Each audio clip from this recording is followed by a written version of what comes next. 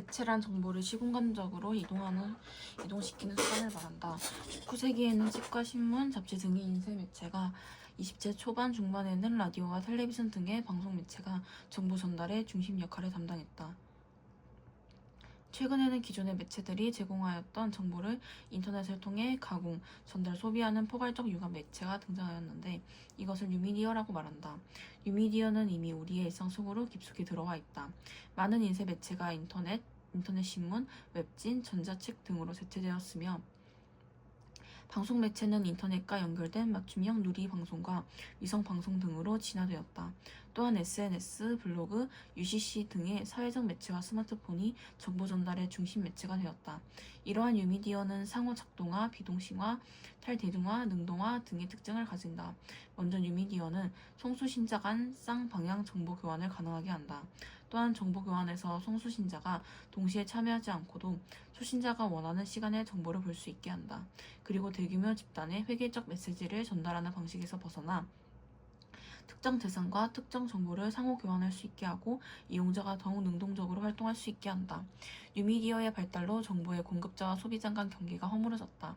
즉 정보를 소비할 뿐만 아니라 직접 생산하고 유통하는 생산적 소비자 시대 또는 1인시 미디어 시대가 가능해진 것이다.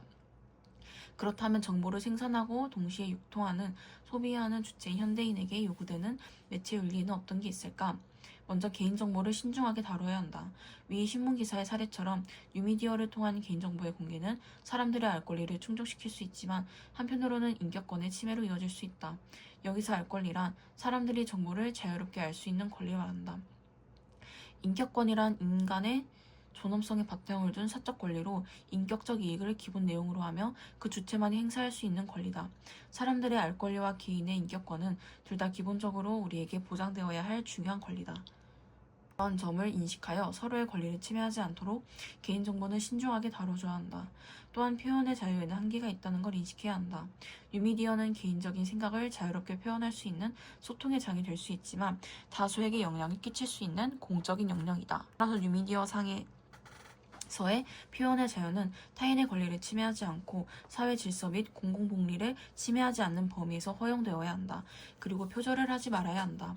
예를 들어 내용에 큰 차이가 없는 기사들이 동시적으로 다양한 언론들의 이름을 달고 게재된 사례가 있다. 이러한 행위는 기사 작성자의 권리와 소중한 재산에 대한 침해일 뿐만 아니라 뉴미디어 언론에 대한 신뢰를 무너뜨리는 일이다. 나아가 매체 이해력을 갖추어야 한다. 매체 이해력이야 매체가 형성되는 현실을 비판적으로 읽어내면서 매체를 제대로 사용하고 바람직하게 표현하는 능력을 말한다. 뉴미디어가 만들어내는 정보 중에는 거짓 정보도 포함되어 있다. 이러한 거짓 정보를 무비판적으로 받아들이고 이를 뉴미디어상에 유포하면 광범위한 피해가 발생할 수 있다. 따라서 비판적 사고를 바탕으로 정보를 올바르게 이해하고 표현할 수 있어야 한다. 뉴미디어는 기본적으로 정보 전달을 통해 사회 문제를 비판하고 사회를 통합하는 등 중요한 역할을 담당하고 있다. 이러한 역할을 제대로 수행하기 위해서 우리는 뉴미디어에 대하여 엄격한 윤리적 책임의식을 갖고 매체 윤리를 적극적으로 실천해 나가야 한다. 전체 인류 가운데 단 한 사람이 다른 생각을 가지고 있다고 해서 그 사람에게 침묵을 강요하는 일은 옳지 못하다. 이것은 어떤 한 사람이 자기와 생각이 다르다고 나머지 사람 전부에게 침묵을 강요하는 일만큼이나 용납될 수 없는 것이다. 어떤 의견이 본인에게는 모를까 다른 사람한테는 아무 의미가 없고 따라서 그 억압이 그저 사적으로 한정된 침해일 뿐이라고 할지라도 그런 억압을 받는 사람이 많고 적음에 따라 이야기는 달라질 수 있다. 그러나 어떤 생각을 억압한다는 것이 심각한 문제가 되는 가장 큰 이유는 그런 행위가 현 세대뿐만 아니라 미래의 인류에까지 그 의견에 찬성하는 사람은 물론이고 반대하는 사람들에게까지 강도질을 하는 것과 같은 악을 저지르는 셈이 되기 때문이다. 만일 그 의견이 옳다면 그러한 행위는 잘못을 드러내고 진리를 찾을 기회를 박탈하는 것이다. 설령 잘못된 것이라고 하더라도 그 의견을 억압하는 것은 틀린 의견과 옳은 의견을 대비시킴으로써 진리를 더 생생하고 명확하게 드러낼 수 있는 대단한 소중한 기회를 놓치는 결과를 낳는다. 이런 이유에서 사람들이 자유롭게 자기 의견을 가지고 또 그 의견을 자유롭게 표현할 수 있지 않으면 안 된다. 그러나 다른 사람이 옳지 못한 행동을 하도록 하는데 직접적인 영향을 끼칠 수 있는 상황이라면 의견의 자유도 무제한적으로 허용될 수는 없다. 어떤 종류의 행동이든 정당한 이유 없이 다른 사람에게 해를 끼치는 것은 강압적인 통제를 받을 수 있으며 사안이 심각하다면 반드시 통제해야 한다. 나아가 필요하다면 사회 전체가 적극적으로 간섭해야 한다. 미래 자유론에는 자유의 기본 원칙이 잘 드러나 있다. 자유의 첫 번째 원칙은 모든 사람은 각자 최대한의 자유를 누릴 수 있어야 한다는 것이다. 누구나 자유롭게 자신의 의견을 가질 수 있고 자유롭게 자신의 의견을 표현할 수 있어야 한다. 그리고 옳은 의견뿐만 아니라 잘못된 의견일지라도 표현의 자유를 억압해서는 안 된다. 왜냐하면 두 의견 모두 진리를 명확하게 드러내는 데 도움을 주기 때문이다.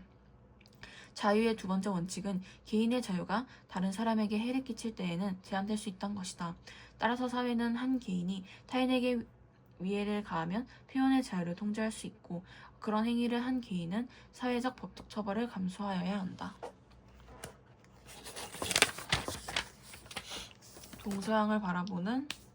자연을 바라보는 동서양의 관점. 전통적으로 동서양에서는 자연을 상의와 하의 대상으로 여긴다. 예를 들어 유학에서는 자연의 생명력을 도덕적으로 해석했으며 인간이 자연을 본받아 다른 존재와 타인에게 이를 실천해야 한다고 보았다. 불교에서는 연기설에 근거하여 인간과 자연의 상호 의존성을 자각하고 모든 생명에 자비를 베풀 것을 강조했다. 도가에서는 천지 만물을 무의의 체계로 보고 인간도 인위적 욕망을 버리고 자연의 순리에 살아야 한다고 보았다. 반면 서양에서는 전통적으로 자연과 인간을 구분하고 자연을 인간의 목적을 달성하기 위한 수단으로 여겼다. 예를 들어 고대 그리스의 철학자 아리스토텔레스는 식물은 동물을 위해서, 동물은 인간을 위해서 만들어진 것이라 주장했다. 또한 그리스도교 사상에서는 자연은 신에 의해 창조된 것으로 인간이 신의 명령에 따라 관리해야 할 대상이자 신의 섭리를 발견할 수 있는 대상으로 보았다. 이러한 전통은 근대 자연과학의 발달과 더불어 자연을 지배와 정복의 대상으로 보는 관점으로 이어졌다. 서양의 자연과는 자연과 인간을 구분하고 자연을 합리적으로 바라보고 있지만 한편으로는 인간을 위한 단순한 도구로 자연을 인식하고 있다. 따라서 우리는 서양의 자연관으로부터 과학적이고 합리적인 태도를 수용함과 동시에 자연의 본래적 가치를 강조하는 동양의 자연관에서 자연과 공존하기 위한 지혜를 찾아야 한다. 인간과 자연의 관계에 관한 윤리적 입장은 도덕적 고려의 대상을 어디까지 인정할 것인가에 따라 인간 중심주의, 동물 중심주의, 생명 중심주의, 생태 중심주의로 구분된다. 인간 중심주의는 인간만이 도덕적 지위를 지닌다고 보고 인간 이외의 모든 존재는 인간의 목적을 다루기 위한 수단이라 여긴다. 이 입장에 따르면 인간만이 직접적인 도덕적 고려의 대상이며 동물이나 식물 등 인간이 아닌 존재는 도덕적 고려의 대상이 아니다. 대표적인 사상가로 베이컨, 데카르트, 칸트를 들 수 있으며 이들은 공통으로 인간의 이익이나 행복을 중시하였다. 베이컨은 자연을 인류의 복지를 위한 수단으로 보고 자연에 대한 지식의 활용을 강조했다. 데카르트는 이분법적 세계관에 입각하여 인간과 자연의 관계를 인식의 주체로 인식 대상으로 설정하고 자연을 단순한 물질 또는 기계로 파악함으로써 도덕적 고려의 대상에서 제외했다.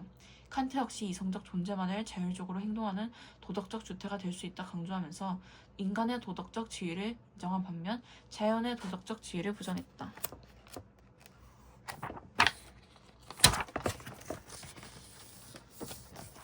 인간 중심주의는 인류가 자연을 적극적으로 이용하여 물질적 풍요를 누릴 수 있도록 해주었다. 그러나 이 입장은 자연에 대한 인간의 지배와 착취를 정당화하여 오늘날 발생한 환경 문제의 원인이 되기도 했다. 물론 자연을 존중하면서 인간의 장기적인 생존을 위해 신중하고 분별력 있게 사용해야 한다고 보는 온전한 인간 중심주의 입장도 있다. 그러나 이러한 입장도 자연을 인간의 욕구를 충족하기 위한 대상으로 본다는 점에서 인간 중심주의의 한계를 벗어나지 못하고 있다. 동물 중심주의는 도덕적 고려의 범위를 동물까지 확대해야 한다고 본다. 이 입장은 동물을 인간을 위한 수단으로 여기는 것에 반대하고 동물의 복지와 권리의 향상을 강조한다. 만약 한 존재가 고통을 느낀다면 그와 같은 고통을 고려의 대상으로 삼기를 거부하는 자세를 옹호할 수 있는 도덕적인 논증은 없다. 한 존재의 본성이 어떠하든 평등의 원리는 그 존재의 고통을 다른 존재의 동일한 고통과 동일하게 취급할 것을 도구한다.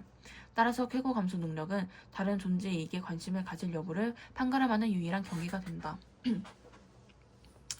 싱어는 공리주의에 기초하여 도덕적 고려의 기준을 쾌락과 고통을 느끼는 능력, 즉 쾌고 감수 능력으로 보며 동물도 쾌락과 고통을 느끼므로 도덕적 고려의 대상이라고 주장했다. 나아가 이익평등 고려의 원칙에 근거하여 동물의 고통을 저급하게 여기거나 무시하는 행위는 일종의 종차별주의라고 판단했다. 레거는 의무론에 기초하여 내재적 가치를 갖는 대상은 수단이 아니라 목적으로 대우해야 한다 보았다. 즉 레거는 동물이 도덕적으로 무능할지라도 자기의 삶을 영위할 수 있는 삶의 주체로서 내재적 가치를 지니기 때문에 도덕적으로 존중받을 권리가 있다 보았다. 이러한 동물 중심주의의 입장은 상업적 이익을 위한 동물학대 및 동물 실험 등 동물에 대한 비도덕적 관행을 반성하는 계기를 마련해 주었다.